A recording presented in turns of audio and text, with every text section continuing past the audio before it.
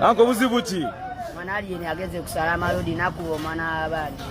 Omwana yali mu mbeera ki? Tanali bubi. Ate akoze sobi n'akomawo gy'avudde. Tano tugenda bboca mmwe. Anko kyekiganye? Kyekiganye anko? Oyali ena awonye. Kiki? Mumugambe awonye. Aliye koko. Kyekiganye? Agenda asale ku nkoko agiriye. Aja usale ku. Aliyena abakoze eki? Aina asale ku salama road awulire. Abakoze eki? Aida asale ku salama road. Abakoze eki? Bali tomera bana batomera bana.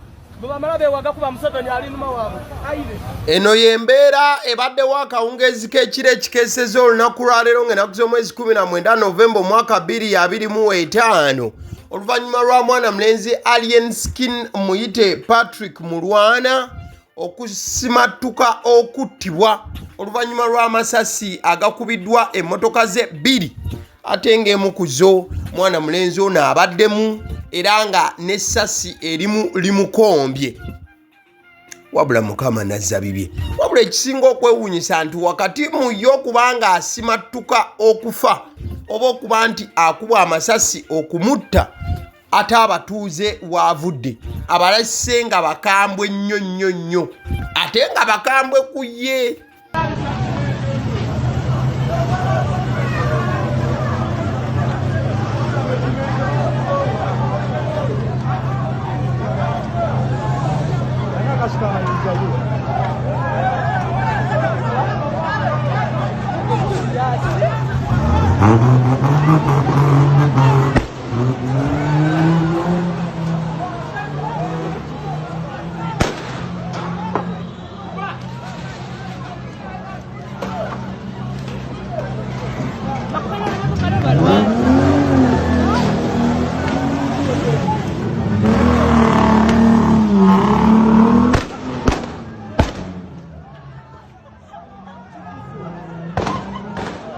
Amasasi gavuze ebyaddala ng'ate gakubwa ku mmotoka za fango. Tunuulira ka video kano oyo ofiisa emmotoka ya Alien yadde kuba reverse oyo then n'atandika okuba nti agyolekeza amasasi ng'evuga edda reverse. Wabula mukadde ke kamu nga waliwo abavubuka abakutte amayinja nga bagakuba nga bagolekeza agamu nga golekezebwa basirikale ate abalala nga geekubibwa bomu bantu. Tunuulira wano waliwo no akwata wano ejjinya n'alikasuka sayidi eri ewali omusirikale. Look here. Then bano nga bakuba bagazze eri tebakuba wabadde emmotoka ya Alien naye nga bakuba olengera osobola okulaba abamu nga badduka. So amasasi gano okubanga gakubwa wali ebadde emmotoka ya Alien ng'edda mu reverse. Kati njagala nkulageko emmotoka ey'okubiri eya Alien eba yeeyongerayo. Abasirikale abadde bafokasinze kweri eyabadde kuba reverse ennene then obwanga ne babuzza ku kano akamotoka akatono akafangoni. Sokolabeko wano katana.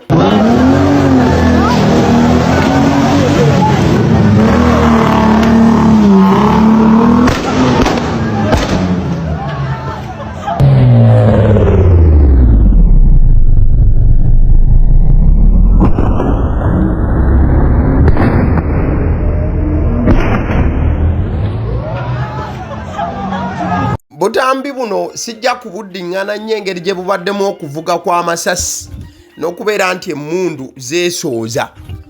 YouTube esobola okumaliriza ng'ateera ebusangudde. Kale ababadde babiyita ebyolusaago mutaayi wange emmotoka bw'otunuulira amasasi bwe gaayise buli wamu. Kaganga kawunya baba ninya kabaati. Imuka yoneri mwasasi. Okatazo kwata. Kaliku gabagala. Gagwa. Mugabe kakubye manji. Gagwa nkugambye kakubye manji. Eryo ddoboozi lya Alien Skin wamu n'abafangoni nga bwe babadde awo. kati wano babadde beebuuza wa amasasi gye galaze ng'ate gakubiddwa mu motoka za alien zonna. Kati abadde boogera ku kyokuba nti amasasi we gakubwa ne we gakubwa mu motoka nti gatandika okuba nga gakola kigagwa bwe gamala okuba nga gawomola ebituli mu motoka. So zino ze motoka za alien skin ebbiri okuli eyennene empanvu then nogattako ne kali akalala akatono era emmotoka zino zonna ziriko oba baziprintingako ziriko amannya ga alien skin wamu ne Fangon Forest nga bw'oyinza okuba nti olaba awo. So emmotoka zino zikubiddwa ebyaddala. Gavuze omukulu ndozi olaba essase erimu limukombye. Alien skin essase erimu limukombye side eno nga ey'okutu. Ate bwe weetegereza omukono nagwo gubaddeko ekisago. Guno ogwa side eno ebeera side ya kkono left hand. Nayo oba essasi liyuzizza buyuza ne likombako ne liyitako embeera tebadde nnyangu ssebo. Si mmotoka zokka z'olabye zigenzeemu ebituli. N'omukulu yennyini osobola okumulengera awo. Limukombye ne libaako erimuyuza. Osobola okulaba kadde kaseera ka kumujjanjaba. Ne batandika okuba nti nno ekiwundu baki saagala kwogera luzungu vidiyo omaliriza kati badde bakyambaza omanyi oluzungu balina we bakiyita kati wano badde bagezaako okuba nti nno bakyambaza n'okutandika okumujjanjaba naye ng'ebintu bibadde byadda. In fact waliwo wendabyeko ekisosonkole ndowooza kibadde kiwagamidde mu motoka. So olaba side eno ey'omutwe gwa alien skin wano nawo afunyewo engeri y'oludamage side eno. Bakiranga byonna biva ku masasi ago agakubiddwa mu motoka ze. Ebituli bibadde visible oba bibadde bituli bya ddala nga birabikako nti bwe babadde bagakubanga omanyi nti emmotoka eba etambula tebibaako munno katukube targeti wano bwedda bagakubanga gazunga paba gazunga wano na wali. I think kangendeko mu bafanguuni abali ku lusegere lwa alien skin ogw'omupiira ssebo. Mwana oyo amanyiddwa nga Alia Alain ataddeyo information awo oluvannyuma lw'okuba nti alien skin akubwa amasasi. N'agamba nti it is said Mbo alien skin was meant to drive to Gulu City tonight for a performance tomorrow daytime and good meetings. Now he's just survived live bullets. Mo bracket not a county death. Another attempt on his life. This is alarming. Pray for his life. Kati Alia mumanyi bulungi nnyo. Demono wa alien skin era amufiirako bufiizi. Y'okusinziira nga Alia bw'annyonnyola agamba nti alien skin yabadde alina okuvuga agende eggulu ekiro ky'olunaku olw'ejjo nga 18 Novemba.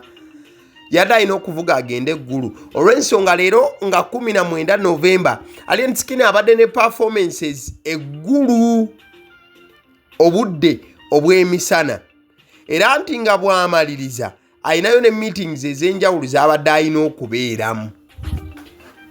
Kati ate amaliriza nga bamukubye bukubi masasi mu motoka ze zino era ye n'awonera watono.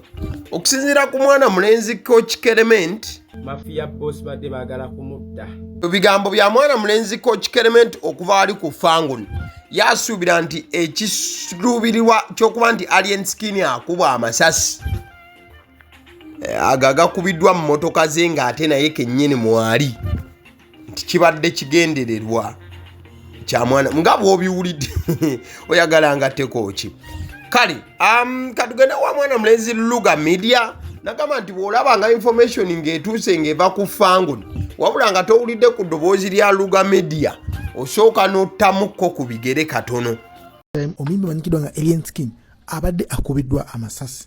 In fact akubiddwa amasasi erimu ne limuyuzaako wano eno na ne bali kuba maaso wazo mu driver seat naye awonye okufa okusinza kufa tegwe ninawo essaawa eno w'emmotoka alagange ebitoli by'amasasi mu mmotoka naye nyini damages ne kukutu esasi we limuyise kateri mukube omutwe kigambibwa nti ku ssaawa zibadde endoza nga 10:12 awo incident eno weetuukiddewo. Details to follow. Sinabafuna full details. Jukira nze Sky Soldier sebera ku ground. Is Luga Media for you, Sky Soldier wa Alien Skin. Okuva wali ku Fangon Forest. Kati waliwo mwana mulenzi ono Flake DJ musajja mwagazi nnyo wa Alien Skin era musajja wa Fangon ebitundu 200%, ebitundu 200 ku buli 100. Mwana mulenzi ono atuteredde akatambi nga akatambi kano kalimu eddoboozi lya Nobat Events era nga Nobat Events yalaga nti obulumbaganyi ku Alien Skin nti yabadde abusuubira era mbwe ebbanga lyonna abadde akimanyi nti Alien Skin bwe kataligirya ajja kukubwa amasasi mbu. Alien Skin akubiddwa amasasi nga bwe mulabamu eyo vidiyo awo. Meanwhile muwulirize na audio eno nga bwe mulaba ne vidiyo eyo ne screenshot eno nayo mugisome. Enze naweerezebwa message zino okuva nnaku z'omwezi nga 5 Novemba weeks 2 emabega. Abantu bagamba baplanning okuba Alien naye olwokuba nga bw'omanyi abaana ba Fangoni otya okwogera n'ekintu olwokuba abaana ba Fangoni mulimu abeefuula abagezi mulimu abeefuula abategeera ffe tufuna first hand information Flake kubuulira mazima zibino batandika obimpeereza naye nga ntandika katitandika okwegera era bagendaga bwayogeza biki kuweefuula amanyinyo Alien biki bro nempandikira gayi message ne mugamba nawe kola video Flake njogera ebintu bingi nnyo nga nnumwa ku lwa Alien yaba abawagizi ba Alien nabo batumazeemu nnyo amaanyi kati batuledde okuba nga tebitunga bino tusirika ne tukaka tusigale nga tusirise nga tufunye omukisa abantu batubuulirako nga bukyali ndowooza okirabye bimaze ne bituukawo nga mbaddewo nga nnumwa nga nnina obulumi naye nga byebyo Nobat atugamba wano n'atuwazi alert naye kirungi ne Alien Skin yabagamba dda mubamanyi abagala omutta mubamanyi Alien Skin yabatugamba dda so kati babitaddemu amasasi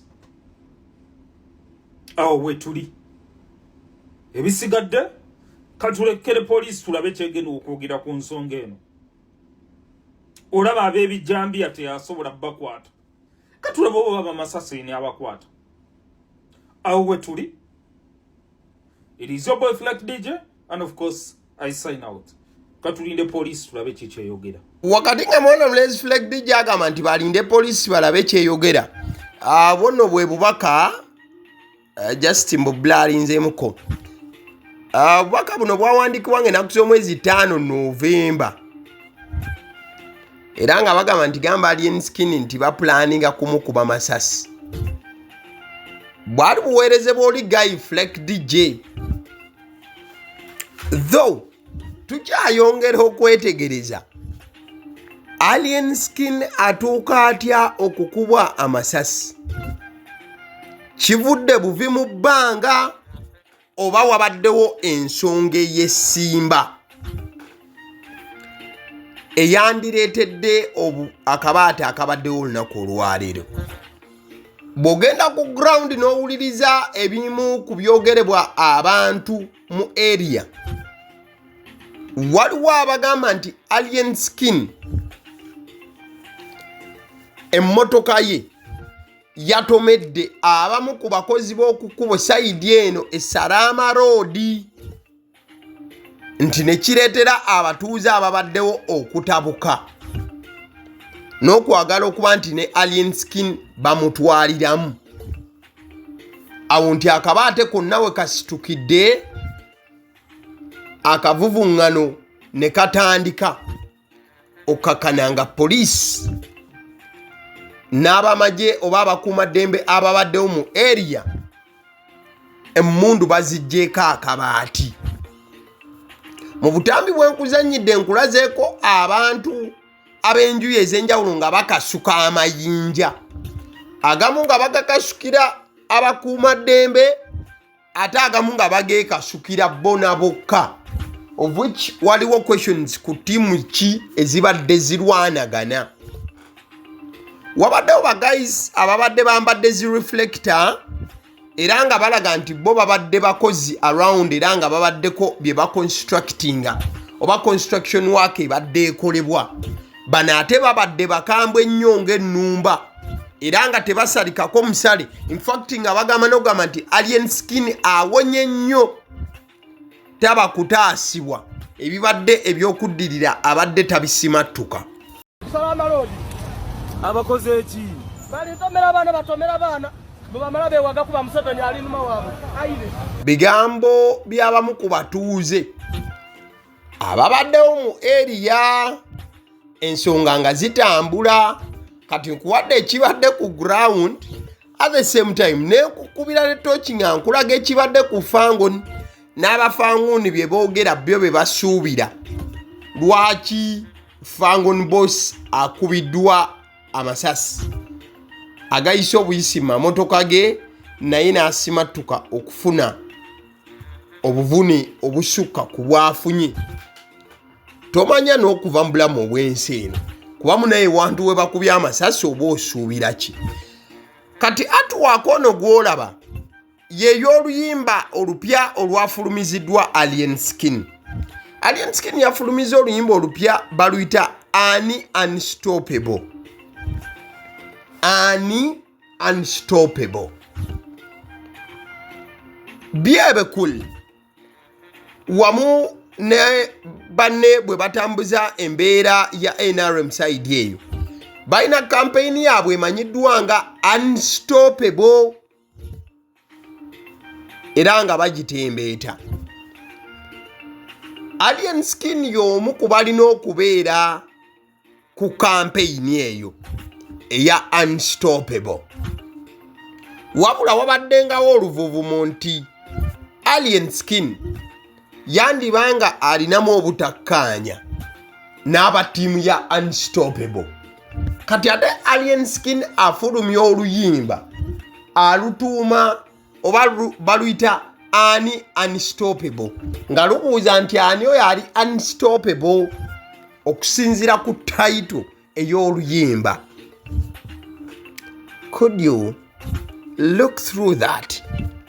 Nti biri ebibadde byogerebwa nti alina obuzibu n'abatiimu ya Unstoppable byandiba ebituufu oba just. Ale nzikiriza nkutegeeze ku bannaffe aba Honeybites bagamba nti bo omulimu gwe bakola gwa kukolera byakulya eby'abaana abadda ku masomero. Bwe tugamba abaana abadda ku masomero saabo bokka abadda ku masomero wabula n'ababeera ewaka balina package ey'ebyokulya eby'abaana mu line efaananako bwetyo. Gwe bakubire bukubizo bagambe njagala package y'ebyokulya by'abaana abali ku masomero oba abaana abalya ebyokulya.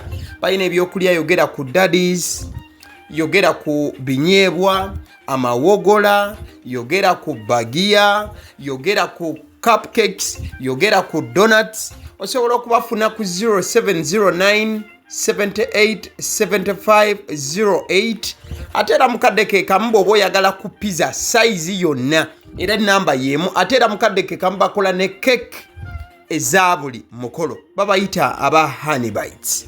Njagala n'okutegeeza ku bannaffe aba Alson Painters UG bano basiizi ba langi era nga balina obukugu mu kusiiga langi era bamanyi ne langi ki egenda ku kizimbe kyo era mu ruumu ki.